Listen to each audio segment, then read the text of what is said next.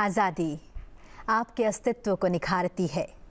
आज़ादी ही आपको जीवन जीना सिखाती है। 15 अगस्त 2024 भारत आज अपना 78वां स्वतंत्रता दिवस मना रहा है।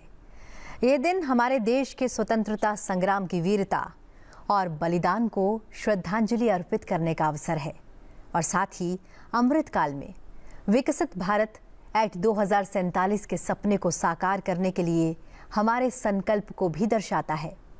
इस मौके पर प्रधानमंत्री नरेंद्र मोदी ने लगातार 11वीं बार लाल किले पर आज तिरंगा फहराया और लाल किले की प्राचीर से देश को 11वीं बार संबोधित किया। उन्होंने रिफॉर्म परफॉर्म की बात की ही। उन्होंने कहा कि हम लोगों के जीवन में सरकार के दखल को कम करना चाहते हैं और इसी की ओर अग्रसर हैं ताकि विकसित भारत 2047 का लक्ष्य पूरा हो। उन्होंने कानूनों में सुधार की बात की, विरासत की बात की जो नवीनता के साथ जुड़ी है। नागरिकों को सम्मान मिले ऐसा प्रधानमंत्री ने कहा और साथ ही उन्होंने कहा कि मिशन मोड में ईज ऑफ डूइंग बिजनेस और महिलाओं के बढ़ते नेतृत्व के साथ अब देश आगे बढ़ रहा है। उन्होंने एआई और नेटवर्क कनेक्टिविटी की बात कही। साथ ही डिफेंस सेक्टर में आत्मनिर्भर होते भारत पर गर्व भी जताया। शिक्षा के क्षेत्र में नालंदा स्पिरिट को जगाने की बात करते हुए प्रधानमंत्री ने कहा कि हम पुनः विश्व गुरु बनने की ओर अग्रसर हैं। प्रधानमंत्री ने स्वतंत्रता दिवस पर अपने पिछले 10 वर्षों के कार्यकाल में कई महत्वपूर्ण घोषणाएं की हैं जो विभिन्न क्षेत्रों में सुधार और विकास के लिए महत्वपूर्ण कदम साबित हुई हैं। बात करें वर्ष 2014 की तो उन्होंने स्वच्छ भारत मिशन और मेक इन इंडिया के तहत सार्वजनिक स्थलों की सफाई और स्वदेशी उद्योगों को प्रोत्साहित करने के लिए राष्ट्रीय अभियान शुरू किया था। 2015 में उज्ज्वला योजना के अंतर्गत गरीब महिलाओं को मुफ्त एलपीजी कनेक्शन प्रदान किए गए और स्टार्टअप इंडिया और स्टैंड अप इंडिया ने नवाचार और उद्यमिता को बढ़ावा दिया। 2016 में डिजिटल इंडिया पहल ने डिजिटल लेन देन और ई गवर्नेंस को प्रोत्साहित किया। वर्ष 2017 में प्रधानमंत्री आवास योजना ने शहरी और ग्रामीण क्षेत्रों में गरीबों को घर देने की दिशा में कदम उठाए। वर्ष 2018 में प्रधानमंत्री जनधन योजना के तहत गरीब परिवारों को बैंकिंग सुविधाएं और वित्तीय समावेशन प्रदान किया गया। 2019 में आयुष्मान भारत योजना की शुरुआत हुई जो दुनिया की सबसे बड़ी स्वास्थ्य बीमा योजना है और साथ ही इसी दौरान चीफ ऑफ डिफेंस स्टाफ यानी कि सीडीएस के पद को भी स्थापित किया गया जो रक्षा क्षेत्र में समन्वय और सुधार को सुनिश्चित करता है। वर्ष 2020 में आत्मनिर्भर भारत अभियान और वोकल फॉर लोकल के तहत व्यापक आर्थिक पैकेज की घोषणाएं की गई जिसमें उद्योग, कृषि और एमएसएमई क्षेत्रों को प्रोत्साहन दिया गया। वर्ष 2021 में प्रधानमंत्री गरीब कल्याण अन्न योजना के तहत कोविड-19 महामारी के दौरान मुफ्त खाद्य आपूर्ति की गई और Amrit Mahotsav, Vande Bharat trains, national hydrogen mission जैसी घोषणाएं की गई। वर्ष 2022 में पॉलिथीन पर प्रतिबंध के साथ साथ पंचप्राण, 5G टेक्नोलॉजी, स्पेस मिशन और नारी शक्ति को सम्मानित किया गया। वर्ष 2023 में मिशन लाइफ की बात की गई और साथ ही विश्वकर्मा योजना की शुरुआत की गई। और 2024 जब विकसित भारत एक्ट 2047 के तहत 2047 तक भारत को एक विकसित राष्ट्र बनाने के लिए नई नीतियों और घोषणाओं की और योजनाओं की घोषणा की गई। ये सभी पहले प्रधानमंत्री मोदी के नेतृत्व में भारत के सामाजिक, आर्थिक और बुनियादी ढांचे में सुधार की दिशा में किए गए प्रयासों का महत्वपूर्ण हिस्सा है। और आज हम आज़ादी का उत्सव मना रहे हैं और संसद टीवी पर आज हमारे साथ 2 विशिष्ट अतिथि मौजूद हैं। हमारे साथ हैं प्रफुल्ल केतकर जी जो ऑर्गेनाइजर के संपादक हैं। स्वागत है सर आपका। इसी के साथ आनंद वर्धन जी प्रमुख इतिहासकार हैं। स्वागत है सर आपका। केतकर सर, सबसे पहले शुरुआत यही करूंगी, आज़ादी का अमृतकाल और अगर आज के दिन की बात की जाए 78वां स्वतंत्रता दिवस, गरीब, युवा, किसान, महिलाएं और ख़ास तौर पर जो जनजातीय नुमाइंदे हैं उनको इस समारोह में आज बुलाया गया, विशेष स्थान दिया गया। विमेन लेड डेवलपमेंट की बात की गई। प्रधानमंत्री ने जहां एक और कहा कि नारी शक्ति न केवल आज अपनी भागीदारी दर्ज करा रही है बल्कि महत्वपूर्ण नेतृत्व में शामिल है। नारी शक्ति को वंदन किया गया, लेकिन नारी सुरक्षा एक अहम मुद्दा है, इस पर भी बात उठाया गया। कैसे देखते हैं आप? देखिए, मैं इस पूरे भाषण को देखता हूं तो एक कंसिस्टेंट थीम नजर आती है, जिसमें ये प्रधानमंत्री के 15 अगस्त के भाषणों की शैली में हमको बार बार दिखता है कि वो किसी एक तो 40 करोड़ लोगों ने आज़ादी दी, 140 करोड़ लोग समृद्धि की ओर लेकर जाएंगे। क्या बात है। ये इसका एक कॉमन फ्रेमवर्क था जी, जिसको उन्होंने बार बार कहीं ना कहीं वो रेफरेंस पॉइंट में, जैसे संगीत में सा होता है, सम होती है, तो वैसे वो लेकर आते हैं। दूसरा मुझे लगता है कि एक उसमें और एक महत्वपूर्ण बिंदु था, वो था delivery for dignity of citizens. Very true. कि हमको हमारी कर्तव्य भावना को जी, चाहे वो व्यक्तियों की हो, चाहे वो व्यवस्थाओं की हो, सरकार में लोग हो, चाहे वो सामान्य नागरिक हो, वो अपने कर्तव्यों का बोध उनका ऐसे हो कि वो औरों के अधिकारों की अपने आप ही रक्षा करें। बिल्कुल। तो इसलिए हमारे सारे डिलीवरी का मैकेनिज्म ये हर व्यक्ति की डिग्निटी को सुनिश्चित करने वाला हो। बिल्कुल। और क्योंकि उन्होंने सारी स्कीम्स और उसकी डिलीवरी गिनाई, तो उस डिग्निटी के प्रतीक के रूप में आज जो वहाँ पे प्रतिनिधि के रूप में कुछ कुछ जो अलग अलग, जिसको हम कह सकते हैं कि अलग अलग योजनाओं के लाभार्थी थे, उनको ये प्रतिनिधित्व मिलना। बिल्कुल।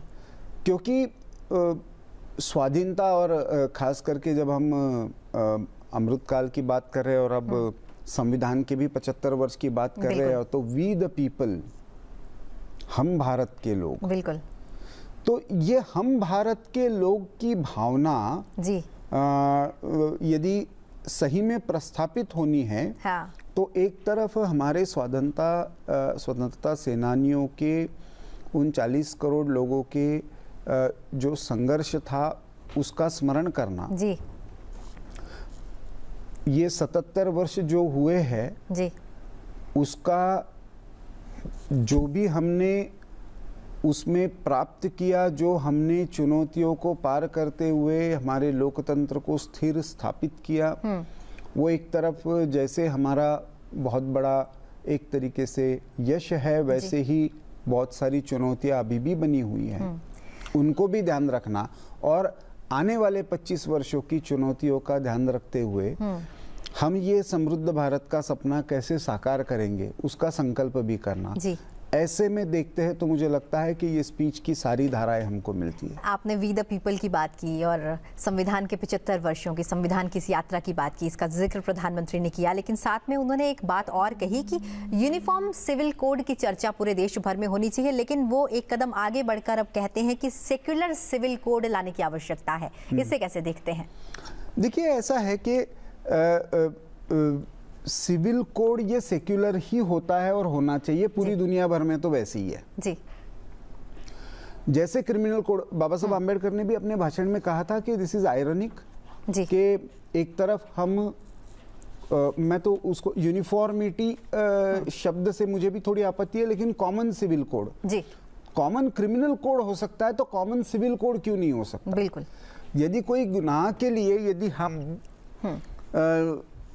किसी क्राइम के लिए यदि हम जाति के आधार पर, धर्म के आधार पर भेद नहीं करते, तब जब सिविल लॉज है, और सिविल लॉज में भी बहुत बड़ा डिफरेंशिएशन नहीं है। यदि हम कॉमन जो सिविल लॉज है, चाहे वो प्रॉपर्टी रिलेटेड डिस्प्यूट्स आप देख लीजिए, तो वो सबके लिए कॉमन है। कहाँ पे प्रॉब्लम है? मैरिज, डिवोर्स, इनहेरिटेंस, इन सारे इश्यूज में दिक्कतें हैं, और इसको हमने अलग अलग कम्युनल कोड्स बनाकर कहा है कि ये सेक्युलरिज्म है। जी, मतलब इससे बड़ी विडंबना नहीं हो सकती सेक्युलरिज्म शब्द की, कि आप धर्म के आधार पर अलग अलग व्यवहार महिलाओं के संबंध में, बच्चों के अधिकारों के संबंध में, मैरिज और डिवोर्स के बारे में आप करोगे और फिर उसको सेक्युलरिज्म कहोगे। तो मुझे लगता है कि इस अर्थ में प्रधानमंत्री का ये कहना कि सेक्युलर सिविल कोड हो और उसके बारे में मंथन हो, उन्होंने सारे पॉलिटिकल पार्टीज को भी कॉल दिया है। बिल्कुल बिल्कुल। क्या आप केवल इसके बारे में नहीं, हाँ। वन नेशन वन इलेक्शन के बारे में भी, क्योंकि सारा का सारा जो गवर्नेंस मशीनरी है पैरालाइज हो जाती है। हर निर्णय को चुनाव को ध्यान में रखते हुए आइदर देखा जाता है या लिए भी जाते हैं, दोनों भी है जी। तो या रोके भी जाते हैं। बिल्कुल। तो ऐसे में हम आजकल जो एक मानसिकता बन गई है कि किसी भी चीज को बाइनरीज में देखना, आइदर आप ये साइड हो या वो साइड हो। तो अमेरिका जैसे कि if you are not with us you are against us, ये एक जमाने में अमेरिकन अप्रोच था।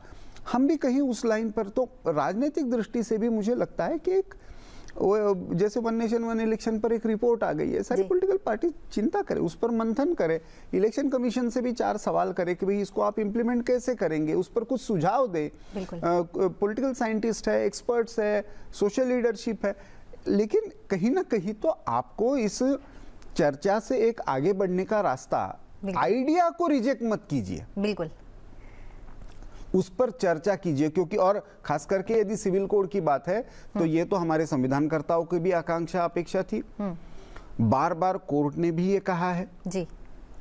और जिस तरह के केसेस अभी हम देख रहे हैं पूरे देश भर में, खास करके महिलाओं के संबंध में, बिल्कुल वहां पे तो ये दिखता भी है कि ये हमको जल्दी से जल्दी भेद दूर करना चाहिए। मतलब केरल की जैसे एक केस हुई, बिल्कुल बिल्कुल, जहाँ पे केवल लड़कियां होने के कारण यदि संपत्ति का हस्तांतरण नहीं हो सकता है जी। तो एक मुस्लिम दंपति ने जी, कपल ने स्पेशल मैरिज एक्ट के तहत फिर से शादी की ताकि वो अपनी लड़कियों को बराबरी का अधिकार दे सके। बिल्कुल। तो मुझे लगता है कि यदि ये स्पेशल मैरिज एक्ट में संभव है तो बाकी सारे मैरिज एक्ट में भी संभव होना चाहिए। बिल्कुल। तो इसलिए मैं ये सेक्युलर सिविल कोड की एक व्यापक चर्चा आवश्यक है। बिल्कुल। आनंदवर्धन जी, इतिहास की बात करूंगी, बड़ा गौरवशाली इतिहास है हमारे देश का। तक्षशिला, नालंदा, कहते हैं कि भारत कभी एजुकेशन हब हुआ करता था, लेकिन ये अब फिर से दोहराया जा रहा है।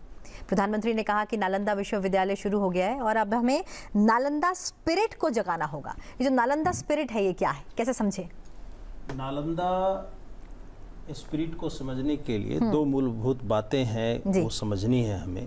कि नालंदा वो केंद्र है, अधिकेंद्र है जहाँ से ज्ञान का संचार होता है। नालंदा वो संचारणी शक्ति है। आप नालंदा को देखें तो वो एक विश्वविद्यालय नहीं है, वो लिखा हुआ है वहाँ आर्य भिक्षु संघस्य, नालंदा महाविहार आर्य भिक्षु संघस्य। इससे प्रतिध्वनित ये होता है कि समस्त भारत के आर्ष परंपरा के भिक्षुओं का वो एक महान केंद्र है। और हमें ये ज्ञात है कि जब इसी नालंदा के पांडुलिपियों के साथ युआन स्वांग, जिसे हम ह्वेन स्वांग कहते हैं, वो पहुंचते हैं, ये दून हुआंग की गुफाओं में है, तो वो कहते हैं कि these are the gems of India, jewelleries of India. ये भारत से लाया गया जो है वो धन है।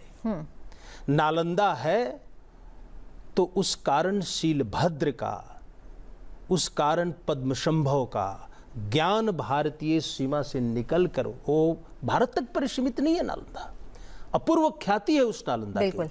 नालंदा के चारों ओर उदंतपुरी है, कुकुटपादगिरी है, घोषिताराम विहार है, तेल्हाड़क महाविहार है, पूर्वाराम महाविहार है, जहां देखिए उसके चतुर्दिक विहारों की परंपरा है। और पद्म संभव जाते हैं भूटान तक तो भारत की ज्ञान परंपरा वहां पहुंचती है। बिल्कुल। विक्रमशिला से दीपंकर श्री ज्ञान पहुंचते हैं त्रिविष्टप में, तो वो तिब्बत में दलाई लामा की पद्धति आती है। कोई बोधि धर्म पहुंचता है जापान में तो वो कहता है ये भारत का धर्मदीप है, ये नालंदा का धर्मदीप है। तो उस तोदेजी मोनेस्ट्री में प्रकाश आता है और वो भारत का प्रकाश है।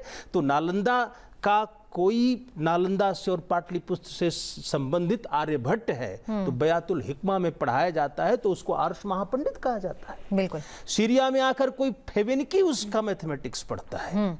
तो इसलिए नालंदा हमारे विपुल ज्ञान, हमारे शोध की परंपरा, हमारी पुस्तक की परंपरा, हमारी दुरुस्त शिक्षा प्रणाली, ये सोचना कि हम भारत के परे भी मानव और सभ्यताएं हैं, भारत के परे भारत एक और भारत कोई गढ़ता है तो वो नालंदा गढ़ता है और वो ज्ञान का महासमुद्र है, वो ज्ञान का एक प्राकार है, प्राचीर है। तो आज इस लाल किले के प्राचीर से जो प्रधानमंत्री ने कहा है नालंदा स्पिरिट, उसका एक मूल मंत्र है, ये अर्थ है कि अपने ज्ञान, हृदय और शोध का विस्तार इतना करो कि तुम विश्व में विश्वगुरु बनो। क्या बात है, क्या बात।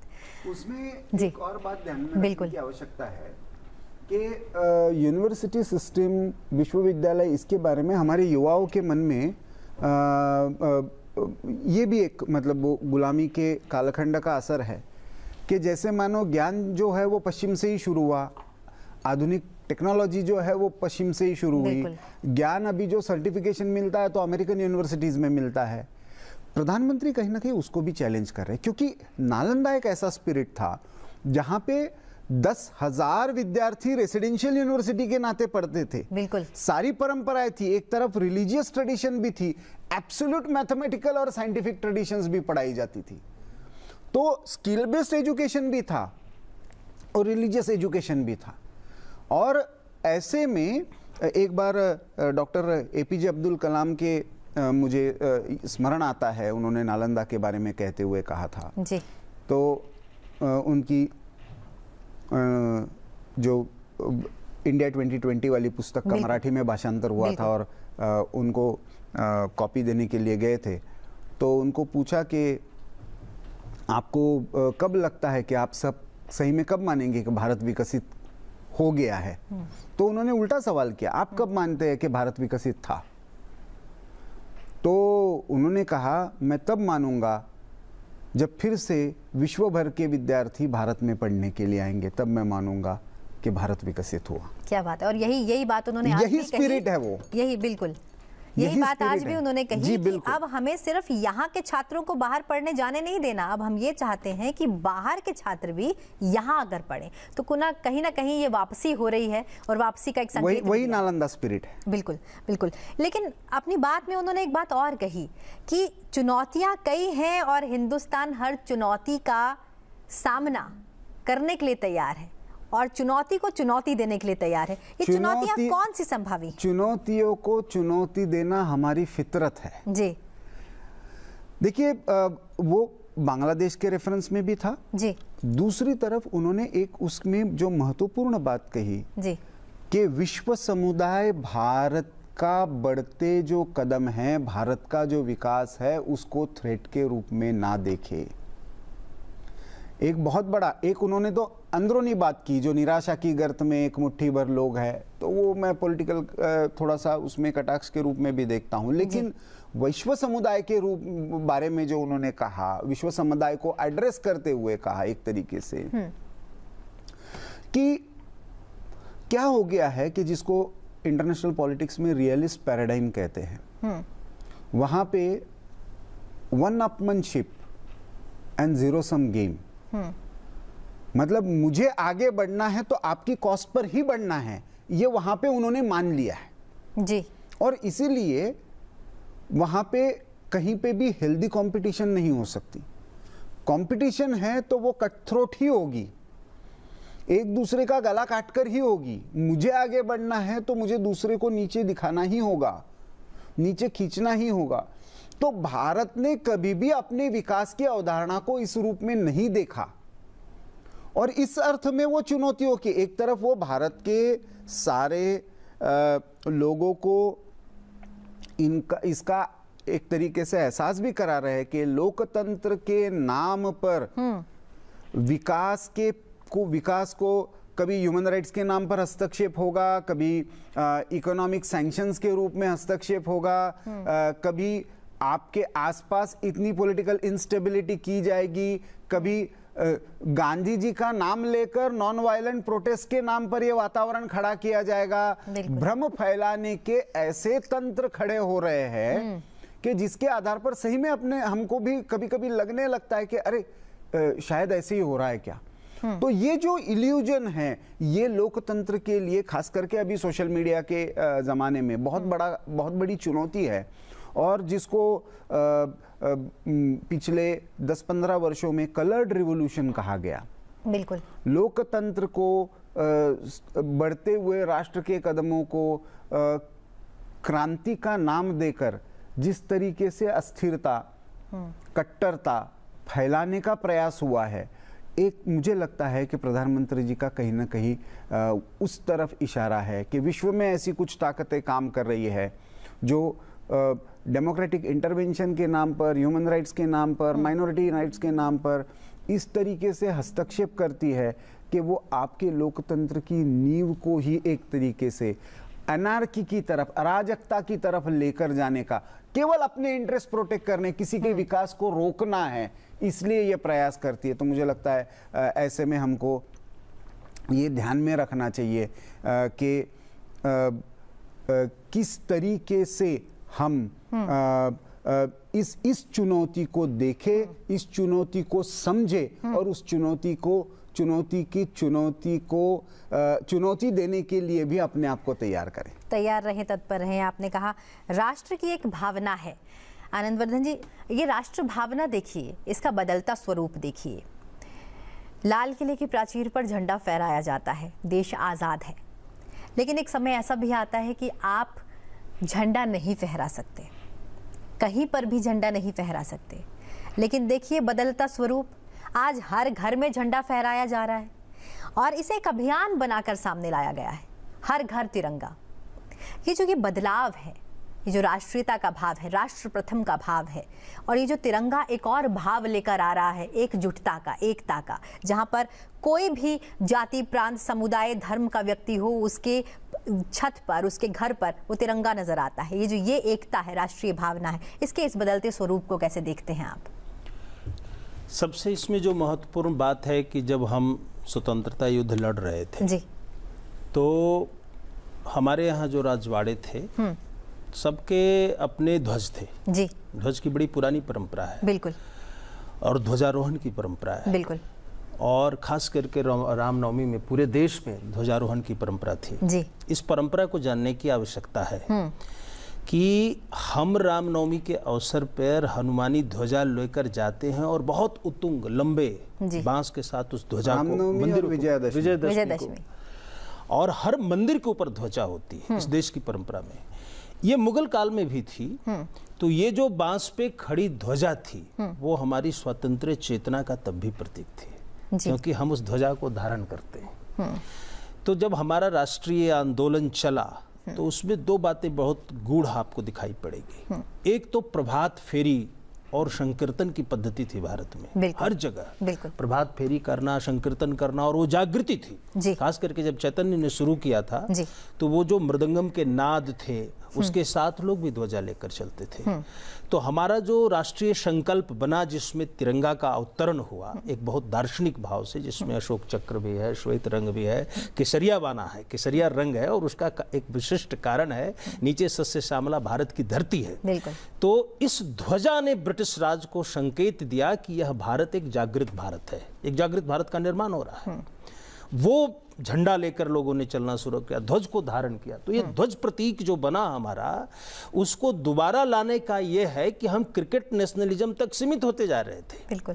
और यह जो तिरंगा है और घर घर तिरंगा है, यह एक परम राष्ट्रीय बोध जब तक आपके अंदर, आज आप दिल्ली की सड़कों पर देखिए, छोटे बच्चे हंस के तिरंगा बेच ही रहे हैं, हमें दे रहे हैं। आपको इच्छा होती है कि हम इसको खरीदें, गाड़ी में लगाएं, घर पर लगाएं।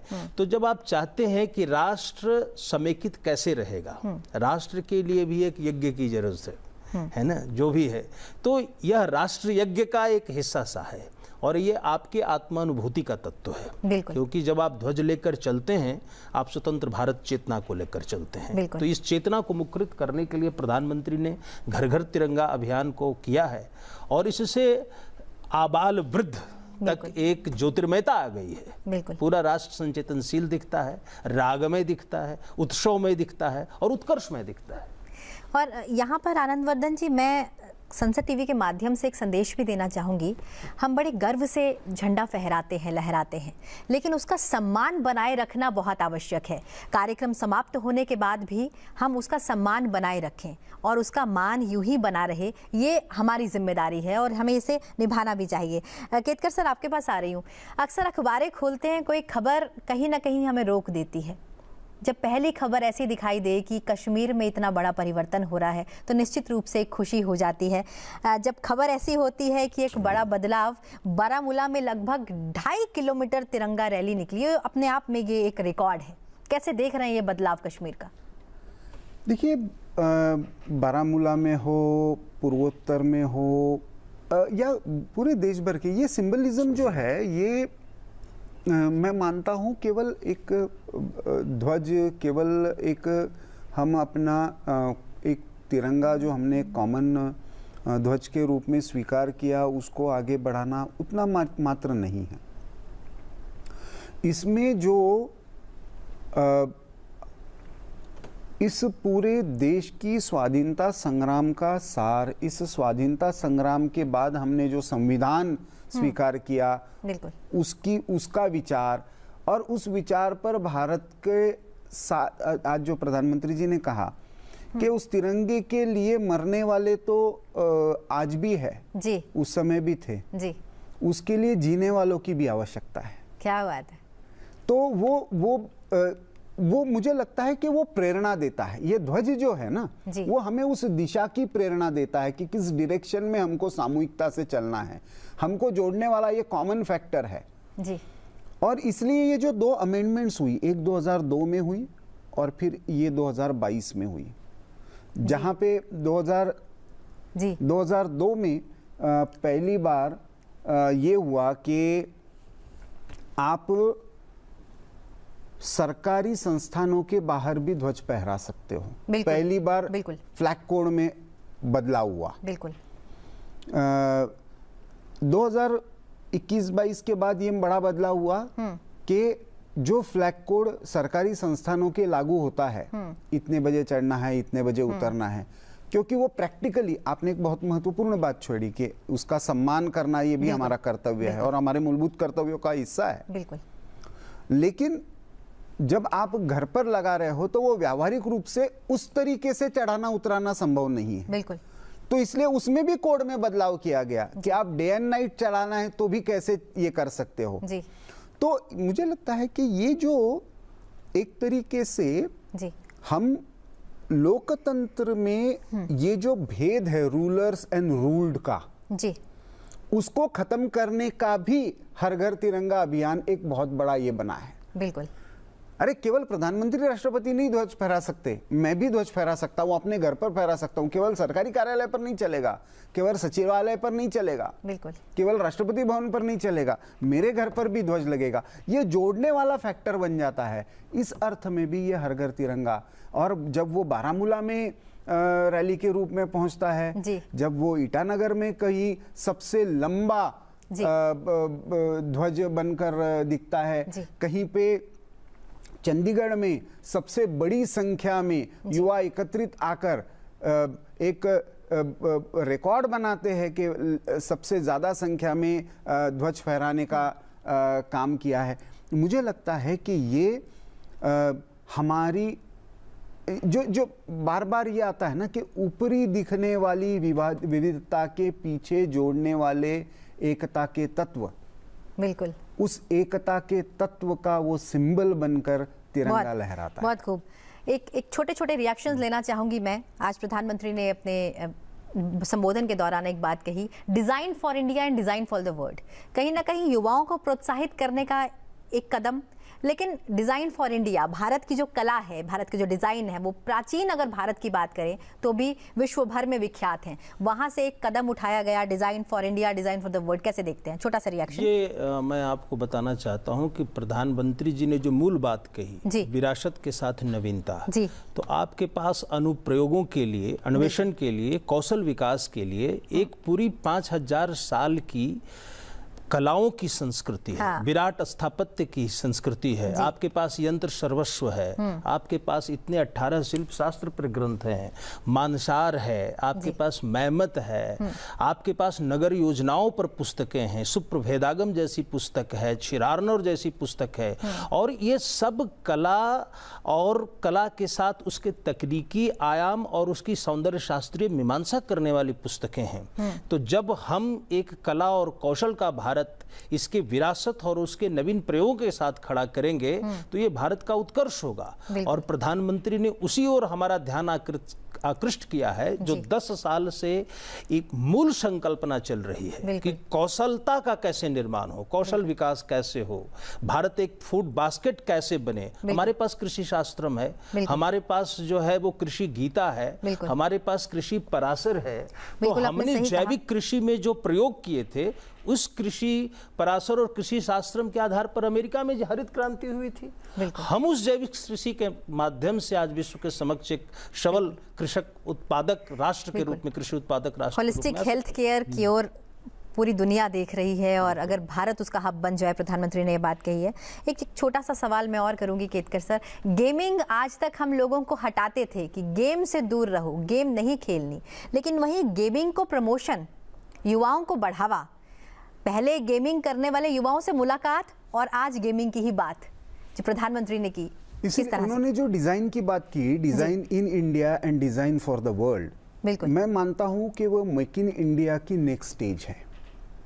कपड़ों से लेकर एआई के सेमीकंडक्टर्स के डिजाइन तक, एआई बेस्ड गेम्स तक आपके डिजाइन की अपॉर्चुनिटीज है। आप भारत में आकर करो लेकिन विश्व के लिए क्या करो। बात है, क्या बात है। ये इसके पीछे की दृष्टि है कि कला के डिजाइन से लेकर टेक्नोलॉजी के डिजाइन तक जी सारी बास्केट आपके पास उपलब्ध है। उसके लिए मैन पावर हम पूरे वर्ल्ड को वैसे ही सप्लाई कर रहे हैं, आपको यहाँ पे रेडीमेड उपलब्ध है। तो ये मुझे लगता है कि आने वाले समय का जो सेमीकंडक्टर और एआई रिवॉल्यूशन को लेकर, इंडस्ट्री 4.0 को लेकर जो चुनौतियां है, उसमें एक बहुत बड़ा इंडस्ट्री का सेक्टर जो है जी।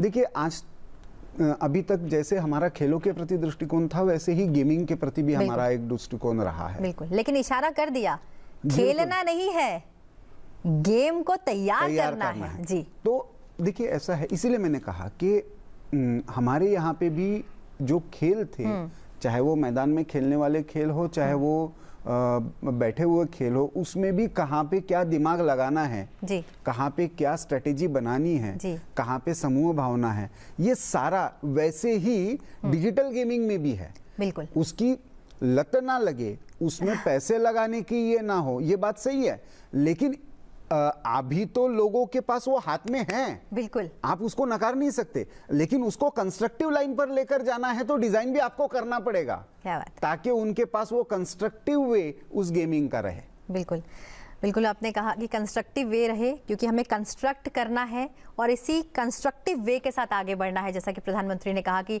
24/7 फॉर 2047, और इसी लक्ष्य के साथ आगे बढ़ रहे हैं हम विकसित भारत की ओर। और आज इस कार्यक्रम में आप हमारे साथ शामिल हुए, उसके लिए आप दोनों का बहुत बहुत धन्यवाद। साथ ही स्वतंत्रता दिवस की आपको बहुत बहुत शुभकामनाएं। और अंत में यही कहना चाहेंगे कि भारत जमीन का टुकड़ा नहीं, जीता जागता राष्ट्र पुरुष है।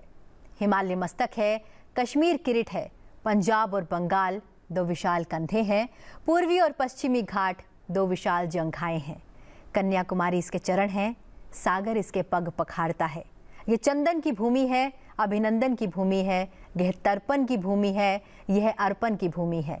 इसका कंकर कंकर शंकर है, इसका बिंदु बिंदु गंगाजल है। हम जिएंगे तो इसके लिए, मरेंगे तो इसके लिए, और देश के नाम अपना जीवन समर्पण करेंगे, क्योंकि हमें गर्व है कि हम हिंदुस्तानी हैं, हमें गर्व है कि हम भारतवासी हैं। इसी के साथ इस कार्यक्रम में बस इतना ही। अभी के लिए दीजिए इजाजत और देखते रहिए संसद टीवी। जय हिंद, जय भारत।